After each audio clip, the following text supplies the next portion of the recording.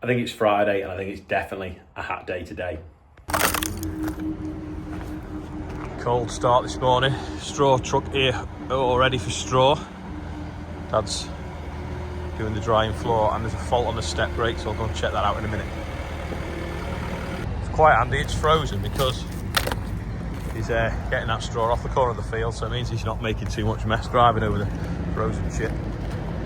I think that stepper motor there, it's like a linear actuator, it's getting weak because it jammed the other day. We've got it going, but the auger underneath, what we call the ash auger, I think we've got a brand new one there. And when you look round here, it's very worn. So rather than wait for it to stop working completely,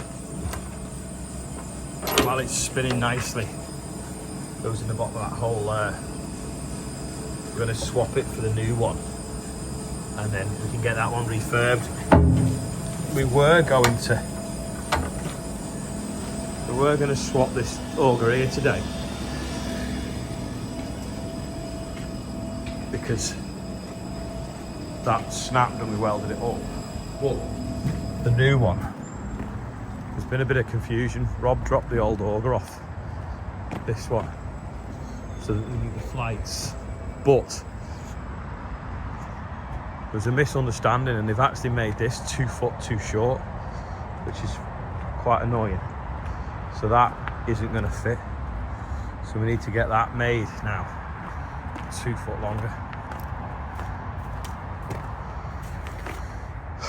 which is very, very frustrating because we were going to swap that today. Morgan and Rob were going to get on with that, but obviously it's not going to fit, so we'll change this other auger instead. It's definitely worn a bit, hasn't it? Yeah, you see they've made it with stronger bits on this end. Yeah. So we'll slide it in, but it might need to just cut a little bit off if it's too long, but that's better, isn't it? Oh yeah. Oh, that's easier than sometimes when they snap.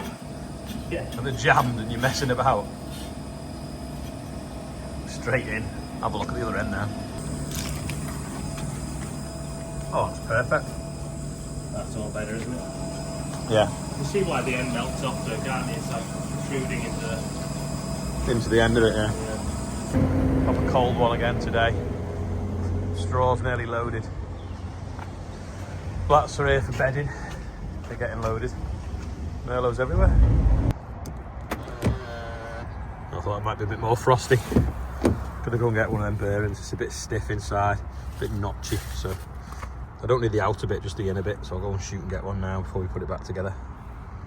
In and out in 60 seconds. That's what we like. That's all back together now. Shaft quite doesn't stick out as much, but that doesn't really matter as long as it sticks out this end.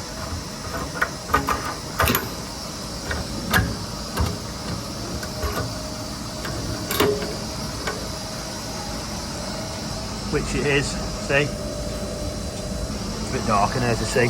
Anyway, the boiler's going to fire up now. A bit noisy because that's running, but just putting that actuator in now. I thought we'd have to go and get one, but we haven't. We had one in stock. It only lasts a couple of years. We got sweeping up with the RSJ. Just done a little bit of chipping now to keep on top of the job. Andrew's off to pick up a gate. Hughes and Perkins are here changing the sensor on that Merlot that was messing around last week. So that should be sorted now. T&J are here today for a load of barley, but it's in Bennett's shed up the road, so John's just shooting out on the Merlot. He's weighed in, he's going to go and load him now. The plan was last week for the lads to move these, but I forgot what broke. Something broke, so they ended up fixing that while I wasn't here. Anyway, Morgan's going to fire it up now. We're going to take it around the workshop and check all the antifreeze and oils and bits and bobs. Should still be charged up. Fingers crossed.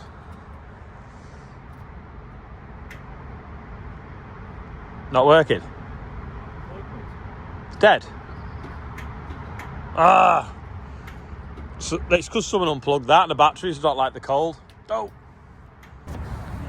Morgan's going to release the bonnet. I'm going to take the exhaust off and we'll flick it up. And then we're going to check the coolant and antifreeze or whatever you call it,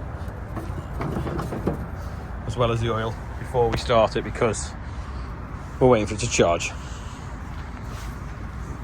We seem to have something making a nest on top of the radiator. So I think we'll get some gloves before we take that cap off. Yeah. You get the dipstick? Yeah. Oh, it's one of them little ones on a bung, isn't it? Yeah. Bit low? Yeah, I'll put a little bit in. Yeah, thick the oil is. It's cold, isn't it? Like tar. Now, that's the antifreeze. That's 1540. That's antifreeze. That's hydraulic oil. That's 1030. And Ian's had some.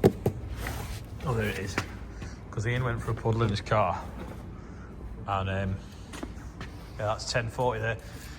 Yeah, Ian went for a puddle in his car and filled his engine with water, so he had to drain the oil yesterday and change the oil. So this is off. Ta-da! Certas. And Andrew's gone to get it, but like I was saying the other day, if you buy any sort of oil or antifreeze or grease, this is the grease, in conjunction with 1,000 litres of heating oil or tractor diesel or something like that, you get a free grease gun, which, as if by magic, look at that. So we've not used it yet, we're going to use it now. And we're going to top up with 1040 in the 1455, and then we're going to check the antifreeze. Once we've done that, we're going to start on the MB track. This is the Olly grease. So you hold it in the right place. Little demonstration now how to fill the grease gun up. I'll go wrong now with that. So what you do is you normally wear your best coat. Yeah. You opening that? I'll do this lid. It might. Some of them are a bit of a pain, like a ring pull, but that's not. So there we go. That can go in there. Put that in. Pull that ring pull off without covering yourself. I'm doing this with one hand, by the way, because I'm filming with the other. There we go. So you cover yourself with grease, which is standard. You won't get that free though. Proper grease, that, eh? Molybdenum disulfide. It's got what? Lithium? Molybdenum disulfide, that's why it's molly grease. So it's got like a, well, like It sticks to bearings. It's basically graphite. So it's got like a natural anti-friction material in it, and then it's bound by that, like the grease itself then. So You're getting paid. that's why it's like CV. CV grease is black grease typically, red grease is high temperature, blue grease is high pressure. There we go. I never knew Morgan was a grease geek. Definitely done some Googling before. No, I just know a bit about grease. So go on then, tell us the difference between the oils. Huh? It's got viscosity, is it? 15, well, I don't know exactly, but I think 15 weight. One's when it's cold and one's when it's hot, isn't it? Yeah, The yeah. viscosity at different temperatures. Yeah. So like 15W40 will have a different viscosity from 10W40. I think that's viscous at a lower temperature than 15 would be. Is that right? Well, yeah. There'll be an oil geek watching, but yeah. Q8 oils available from Certas and grease. Free grease gun with the logo on. If you order 1,000 litres of tractor fuel or heating oil or whatever. You order 5,000 litres, you get 5 grease guns. I don't know, I don't think you do. No, because it's when you order one of them with it. Right. Yeah. I want 1530 for the 1455. You need 1530. Yeah. That's 10:30. 1030. Yeah. Yeah, so we'll stick some in now and top it up and I'll wash my hands. There we go. That's checking it's working. Well, it was new. I wanted to get all the air out before I go sticking it onto the tractor. Oh yeah, I think there's only 250 as well, so you'll have to be Have to be quick if you want a free grease gun. This is where we find that I need to clean the grease nipples out on the back of the tractor. We'll go over the whole thing anyway, but the idea was do it in the workshop because the battery's flat. That's what we'd like to see when it starts oozing out the top of the link arm there. Oof. Proper job. You spilt it? Yeah, I've spilt it everywhere, yeah. And again. And again. Alright, I've got the pressure of the camera here. The pressure of the camera. Yeah. I reckon once they've done the grease gun giveaway, they should do jugs and funnel giveaways, don't you? Yeah. And new overalls if they want to give them to me.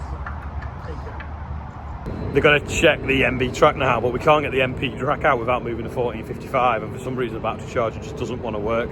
I will just say as well, that is just the oil that we need and use on different machines, but there's a huge catalogue of different oils that they do under the Q8 brand through Certas. So yeah, check it out and get yourself a free goose gun. Just been over there because my mum thinks she's got a squirrel on the roof, but look at that KFC. That's Greg's.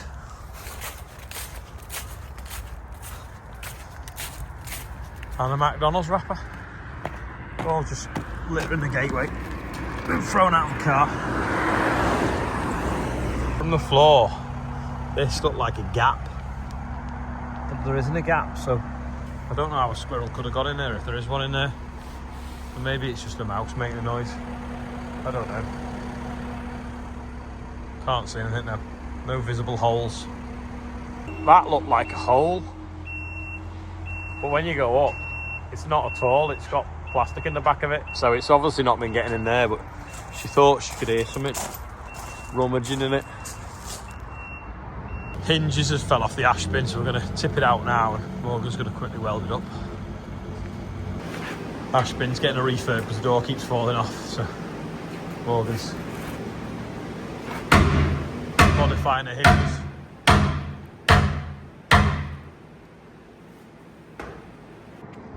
Gotta go to an award ceremony tonight in Liverpool, so Andrew's cleaning my car. Solid that, innit? Don't make them like they used to, though. Very dark birthday bumper got. Martin Bendel is 51, Chris Allott is 60, Tom Waddington, happy birthday, it might have been yesterday, I'm not sure, and Don McGregor is the big 18, so happy birthday everyone there. 106 at 1, 2, 3. So I'm going to leave Morgan finishing that off. I've got to go in and get changed now and get to this award ceremony. So thanks for watching. I'll see you tomorrow. Say bye. No, can't hear me.